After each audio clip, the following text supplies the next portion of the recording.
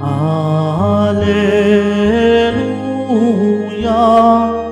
Alleluia, Alleluia,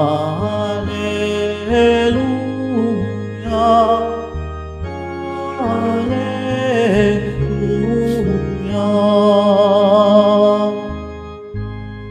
Magalak ka, Birheng mahal, ikaw ang inang nagsinang sa araw ng katarungan. Alleluia, Alleluia,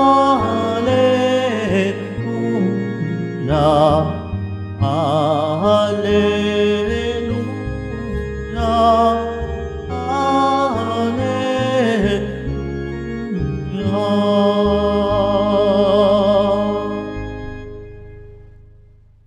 Sumainyo ang Panginoon. At sumaiyo rin. Ang mabuting balita ng Panginoon ayon kay San Mateo.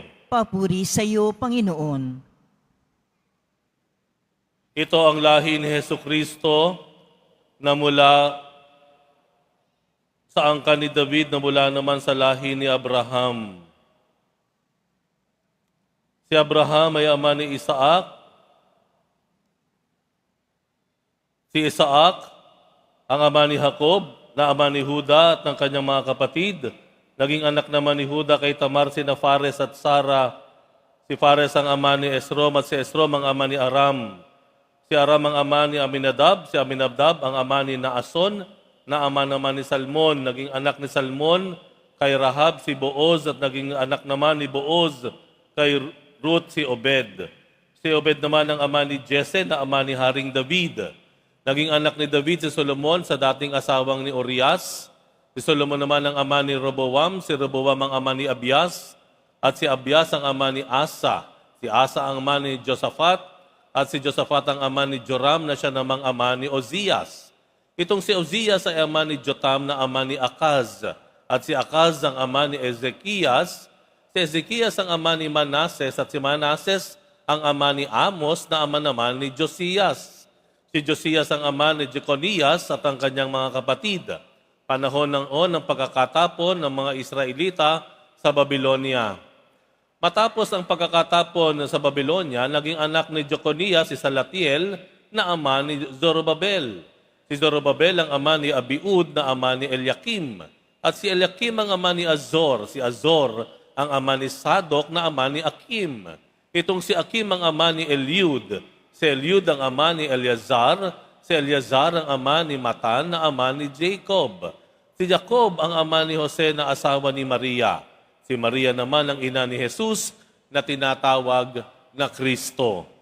Ganito ang pagkakapanganak kay Hesukristo. Si Maria na kanyang ina at si Jose ay nagkatakda ng pakasal. Ngunit bago sila nakasal, si Maria ay natagpo ang nagdadalang tao. Ito'y sa pamamagitan ng Espiritu Santo. Isang taong matuwid itong si Jose na kanyang magiging asawa, ngunit ayaw niyang mapahiya si Maria, kaya ipinasya niyang hiwalayan ito ng lihim. Samantalang iniisip ni Jose ito, napakita sa kanya sa panaginip ang isang anghel ng Panginoon. Sabi nito sa kanya, Jose, anak ni David, huwag kang matakot na tuluyang pakasalan si Maria, sapagkat siya'y naglihi sa pamamagitan ng Espiritu Santo. Manganganak siya ng isang lalaki at ito'y pangangalanan mong Jesus, sapagkat siya ang magliligtas sa kanyang bayan sa kanyang mga kasalanan. Nangyari ang lahat ng ito upang matupad ang sinabi ng Panginoon sa pamamagitan ng propeta. Maglilihi ang isang dalaga at manganganak ng isang lalaki at tatawaging itong Emmanuel. Ang kahulugay, kasama natin ang Diyos. Ang mabuting balita ng Panginoon. Pinupuri ka namin, Panginoong Hesukristo. Maupo na po ang lahat. Araw po ng Lunes, kamimisa lang po natin marahil. Marami sa inyo, kasi simba lamang kahapon, araw ng Linggo. Pero naririto tayo ngayon sa simbahan muli. Puno ang ating simbahan. Bakit? Dahil alam natin, espesyal ang araw na ito. Yung bang ang pakiramdam mo, birthday ng nanay mo. Minsan mas excited ka pa kaysa sa nanay mo. Si nanay, simple lang ang gusto niya, pero ikaw naghanda ka ng sobra-sobra, no? Nag-imbita ka pa ng mga ilang kaanak, dahil espesyal si nanay. At ngayon, alam natin, espesyal dahil birthday ni Nanay Maria, ni Mama Mary. Palakpakan natin ang mahal na Birheng Maria. Sabihin natin, Happy Birthday, Mama Mary! Napakalapit sa ating mga puso ang mahal na Birheng Maria. Sa katunayan, dito sa Quiapo, meron po tayong ina na tinatawag dito. The Marian image of Quiapo Church ay ang mahal na Birhen ng Buena Hora. Makikita niyo po sa inyong kawing kanan, yung side chapel po diyan. Makita po natin ang Birheng ng Buena Hora. Dito naman sa inyong kaliwa, may maliit po dito sa baba, ang Birhen ng Buena Hora. Tatanungin ko po kayo, ano po pagkakapareho ni Batman tsaka ni Superman?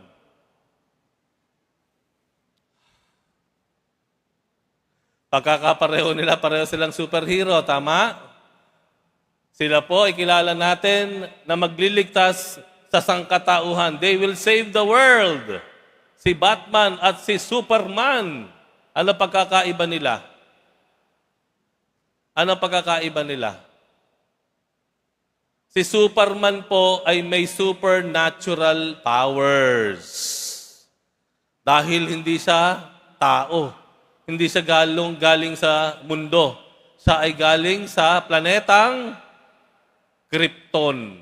Di po ba? Yan ang kwento sa atin. No? Kaya nung dumating sa mundo, sa kanyang supernatural power, ang bilis niya, nakakalipad siya.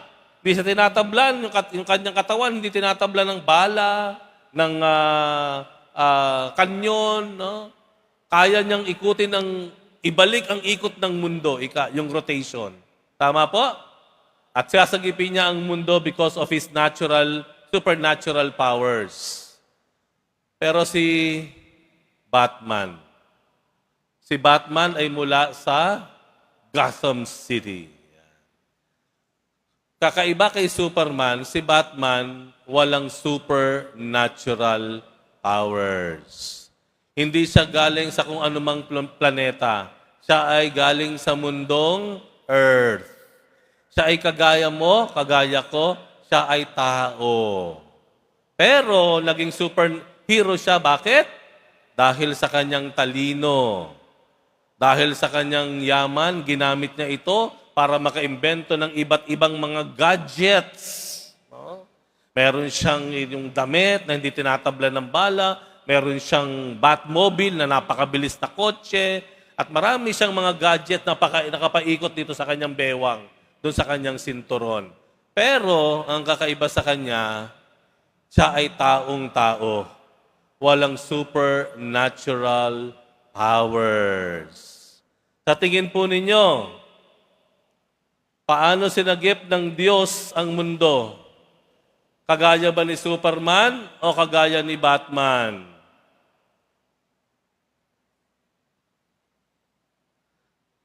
Sinimulan ng Diyos ang pagsagip sa mundo, ang pagligtas sa sangkatauhan sa pamamagitan ni Maria, anak ni Joaquin at ni Ana. Parehong tao, nanganak ng isang tao normal. Ang pangalan, Maria. Ito ang naging hudyat ng simula ng pagliligtas ng Diyos sa sangkatauhan. Bakit? Dahil sa taong ito na si Maria, manganganak siya, lalabas ang Diyos na nagkatawang tao, na ang pangalan ay Jesus o Emmanuel. Sa makatuwid, ang pagsilang kay Maria ay pagpili ng Diyos na gamitin mismo ang tao para sagipin ang kanilang sarili. Kumikilos ang Diyos sa ating pagkatao.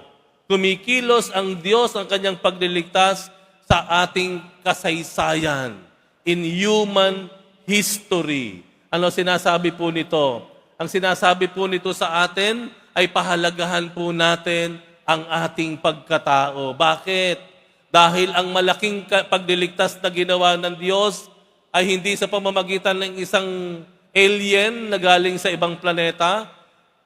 Ginawa at sinimulan ng Diyos ang pagliligtas sa sangkatauhan, sa kasaysayan ng sangkatauhan, sa pamamagitan ng taong kagaya mo, kagaya ko, kagaya nating lahat. Kaya dapat pahalagahan po natin ang ating pagiging tao. Kaya pansinin niyo po, ang ipinangalan sa magiging tagapagligtas ay ano pangalan? Emmanuel. Ang ibig sabihin, nasa sa atin ang Diyos, God with us. Meaning, tao man tayo at ganito tayo, pero nasa sa atin ang Diyos. Nananahan sa atin ang presensya, ang kabanalan at kapangyarihan ng Diyos. Nasa sa atin po.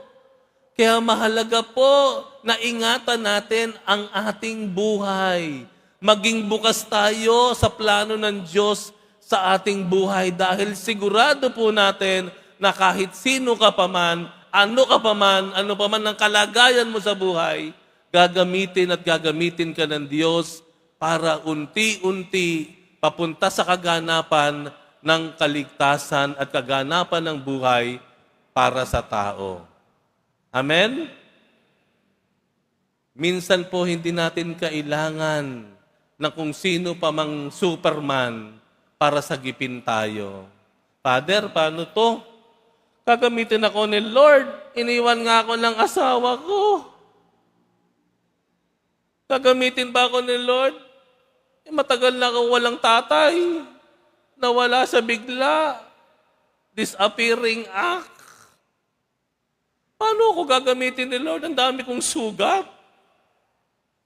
Ang dami kong hinaing. Ang dami kong daing. Ako mismo, hindi ko masagip ang sarili ko. Sasagipin ko pa yung iba. Exactly. Gagamitin tayo ng Diyos hindi dahil sa galing natin. Hindi dahil sa tayo malakas, marunong. Gagamitin tayo ng Diyos para sa paghihilom, kagalingan at kapakinabangan, kaligtasan ng iba sa gitna ng ating sakit, pagkukulang. Bakit? Dahil ano sabi dito sa huling bahagi ng Ebanghelyo? Emmanuel, nasa sa atin ang Diyos. Dahil nananahan ang Diyos sa atin. Naniniwala po ba kayo doon? Ng Diyos, kahit ano pang tingin sa sarili niyo sa salamin, nasa inyo ang Diyos. Nasa sa atin ang Diyos.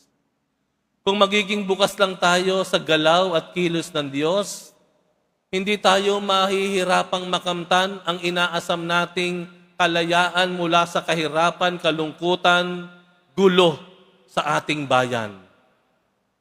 Ang magliligtas po sa ating bayan, ang magsasalba sa ating bayang Pilipinas, tayo rin po. Tayo na pinanahanan ng Diyos. Tayo na ginagamit ng Diyos.